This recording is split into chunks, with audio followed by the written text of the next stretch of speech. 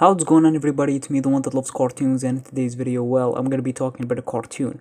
So throughout the show, we saw the ninjas lose their powers over and over again. And Rise of the Spinjitzu Master, they couldn't use their powers. Tournament of Elements, Chen took their powers. Possession, they didn't have their powers. And Prime Empire, they didn't have their powers as well. And same for Master of the Mountain. But there are 3 installments that use this idea, but only one member of the team lost his powers, and they focused throughout his journey without those powers. Lloyd didn't have his powers in Hunted, following his defeat in Sons of Garmadon. He was the only one who went through this powerless arc. Same with Kai in Secret of the Forbidden Spinjitzu's Fire chapter. He was the only one who didn't had his powers, and it continued throughout the Ice chapter as well. And you have Nia, who went through it in the Ice chapter. Because when Kai started gaining his powers, Nia basically couldn't use her powers, okay? And I'm not counting Seabound, because Nia didn't lose her powers in that season. She just lost control of her powers, and that subplot went nowhere in Seabound. She got control of her powers later on in this season. So we're only going to go through Lloyd's powerless arc in Hunted, Kai's powerless arc in the Fire chapter and its continuation in the Ice chapter, and the Nia's powerless arc in the Ice chapter. So Lloyd lost his powers at the end of Sons of Garmadon, because Garmadon knocked him down, and Lord Garmadon got stronger, and Lloyd got weaker, and he lost his powers, and because of that, Lord Garmadon unlocked his true potential. And we saw Lloyd cope with that in Season 9.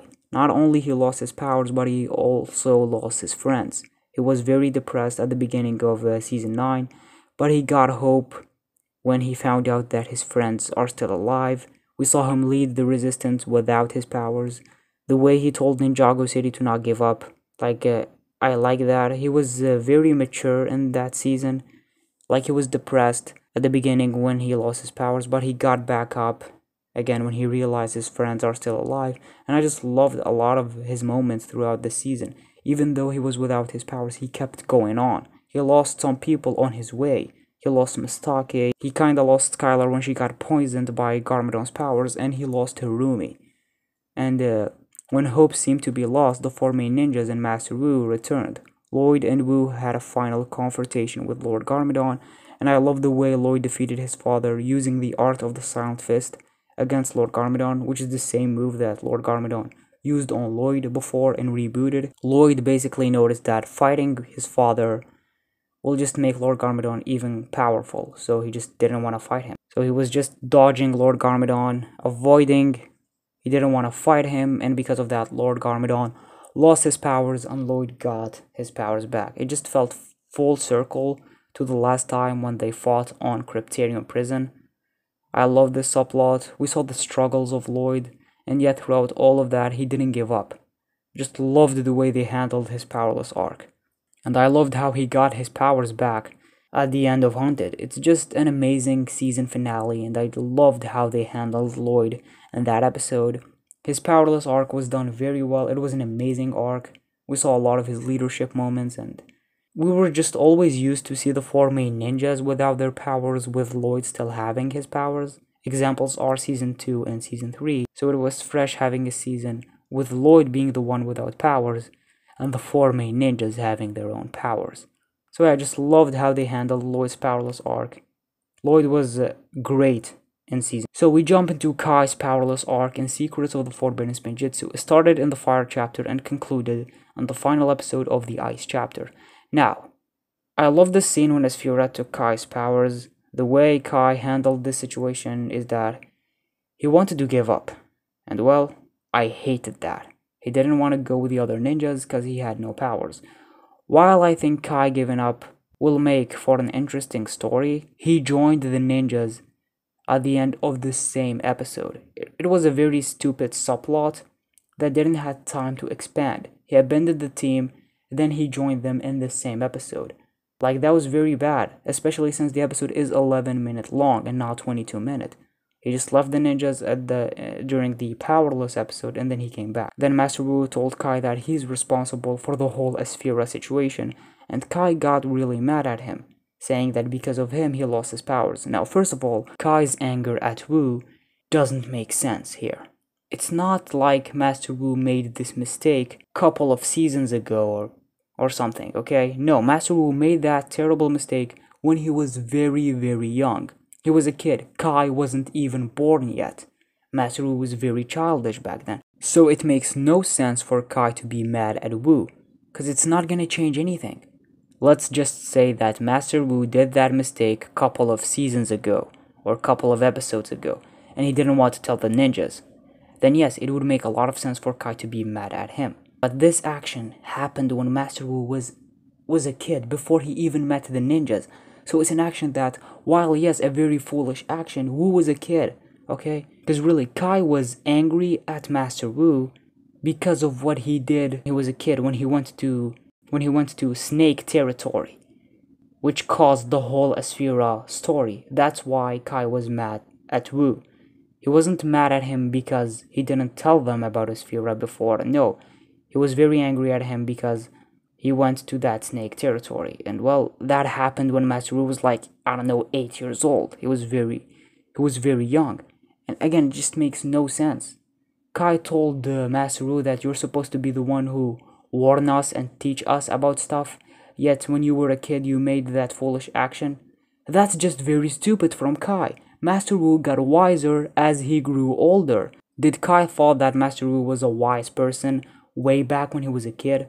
Because that makes no sense. Kai's reasons for being mad at Master Wu is one of the stupidest things I've ever seen on a TV show. It's not like Wu knew that he's gonna train the ninjas in the future and he's gonna get wiser. No, he was a kid and he just made mistakes and he learned from them naturally as he got older.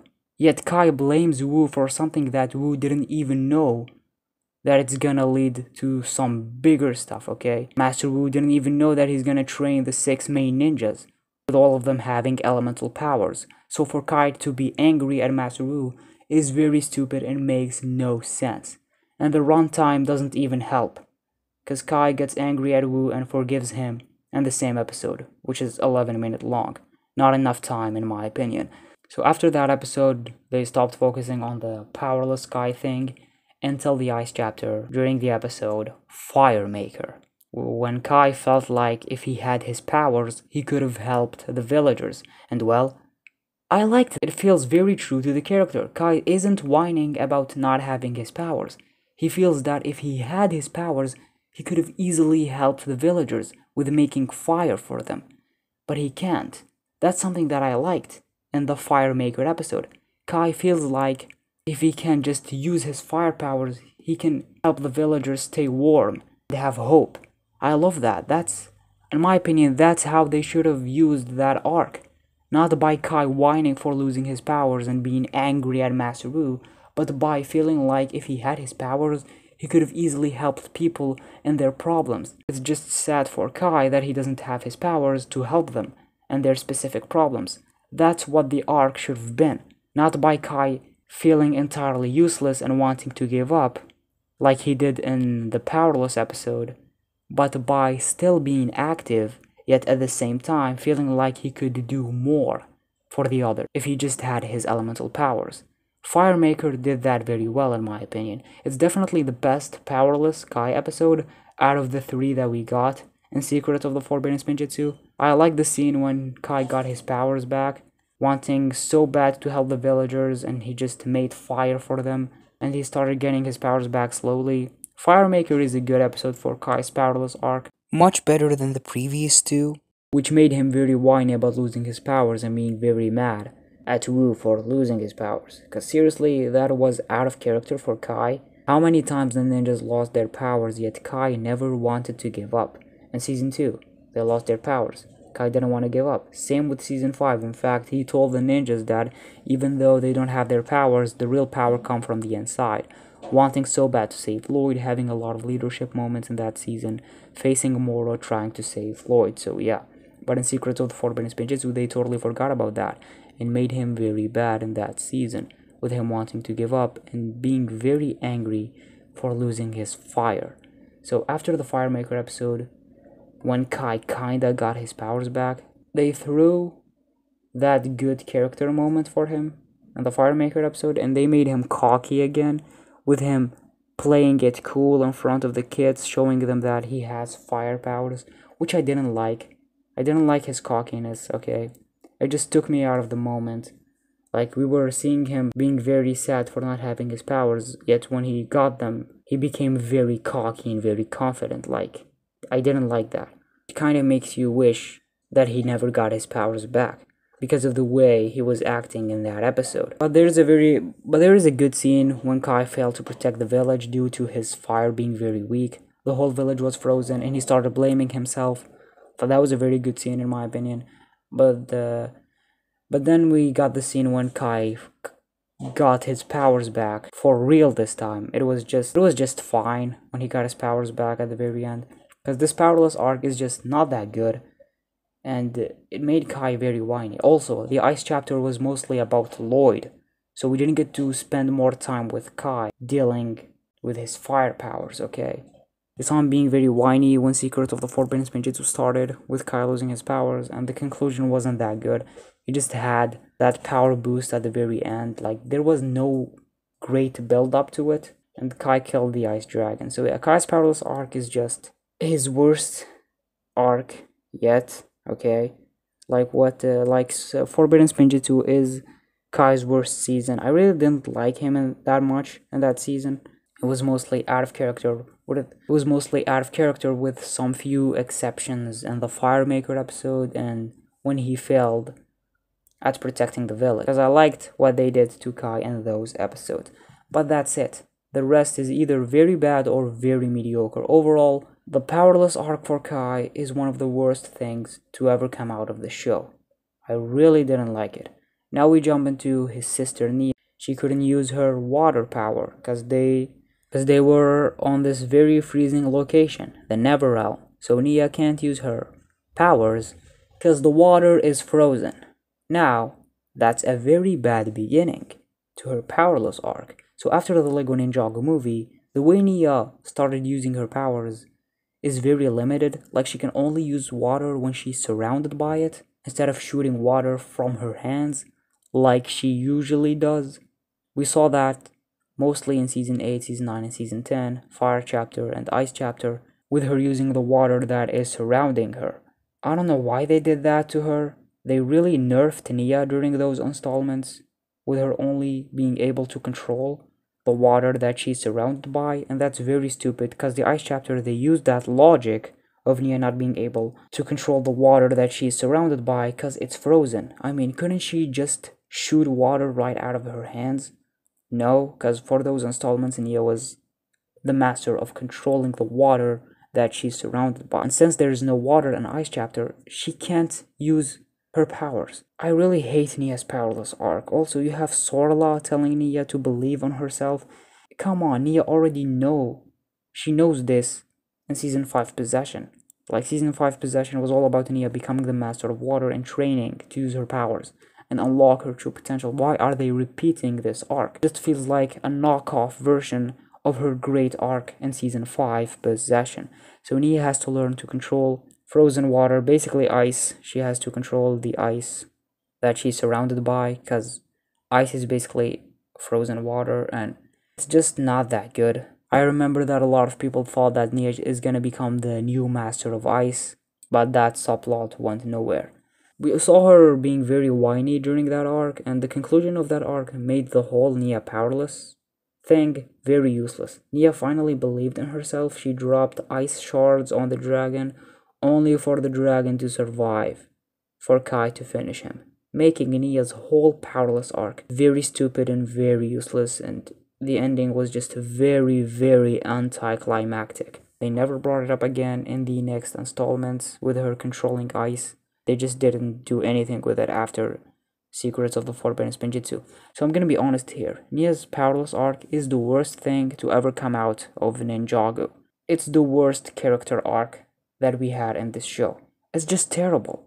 The best powerless arc is obviously Lloyd in Season 9 Hunted. Everything after that got downhill with Kai and Nia's powerless arcs. I loved what they did with Lloyd and Hunted. They used that arc very, very well. And it's obviously, without any question, the best powerless arc. And one of the best things this show gave us. Okay, it's one of the best arcs the show gave us. So that's all I have to say here. Do you guys agree or disagree? Which powerless arc you think is the best? Lloyd's or Kai's or Nia's? Just leave your thoughts down in the comments. In my opinion, I just love Lloyd's powerless arc. It's much better, okay? They handled it very well. Lloyd was very mature in that season. He wasn't just whining. Like, yeah, we saw him depressed at the beginning, and we just started seeing him move on and like lead the resistance. We saw him go through a lot of stuff and hunted. Great stuff. Kai and Nia, on the other hand, they just did them dirty in Secret of the Forbidden Spinjitzu. Yeah, their powerless arcs are very bad. But yeah, Lloyd's powerless arc is definitely the best, okay? It's very good. So if you guys like this video, then give it a like, and if you're not subscribed, then subscribe. It means a lot to me, and turn on the notifications so you'll be the first one to know when I upload a video. So thank you guys so much for watching. I'm the one that loved this cartoon, and you're the one that love it too.